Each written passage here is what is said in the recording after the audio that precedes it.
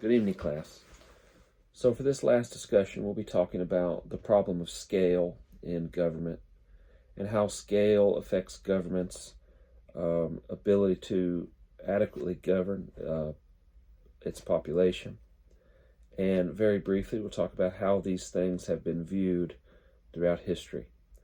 Recently, in the lecture portion of this module, Dr. Donald Livingston has mentioned the differences between the Aristotelian view of scale in government and something like, for example, the Hobbesian view of scale in political government. For Aristotle, human government was something that was natural. People naturally associated themselves in political order, political associations, which benefited themselves. And all of the ancients believed, and many of the moderns also believed, that the purpose of government was to put humans in the best possible situation for them to be able to excel in virtue. They all believed that government, especially Republican government, was impossible without personal and public virtue at a large scale.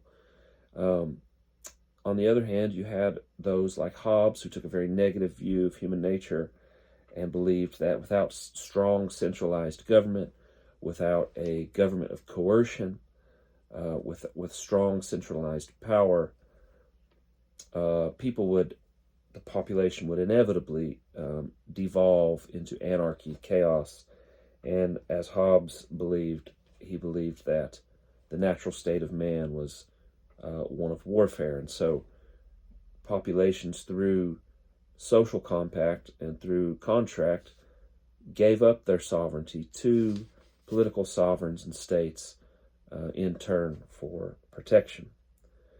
Livingston argues in his article David Hume, Republicanism and the Human Scale of Political Order, that the rise of the modern state in the Hobbesian sense, for example, in the French Revolution, which created a French Republic, nominally one and indivisible, created a sense of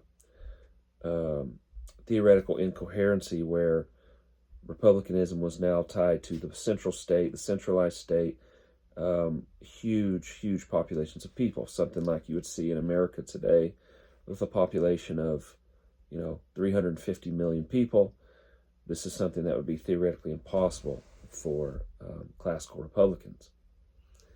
So Hume believed, for example, like a lot of moderns did, that a small commonwealth, as he said, is the happiest form of government in the world, because not only are they adequately represented, but everything is within their view, and everything is within the view of their rulers, and this balances the problem of scale.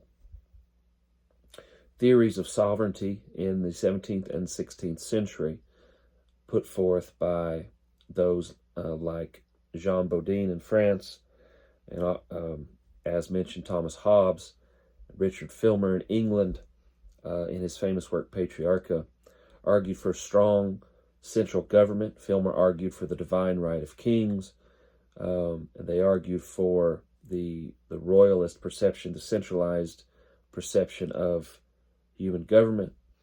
And those who began to resist monarchy in this age such as Hume, sought a more ancient constitution, which represented more of the classical Republican style, which sought to better represent at small scale the soul of a free people and better represent the history of that people in a different, more ancient constitution. But they believed this could only be achieved at small scale and not at a massive scale like that of the Hobbesian state, which theoretically could go on forever and expand forever. So this issue of size and scale is something that's inherent to political theory, inherent to political problems, and something which obviously still has massive implications for today. Thank you.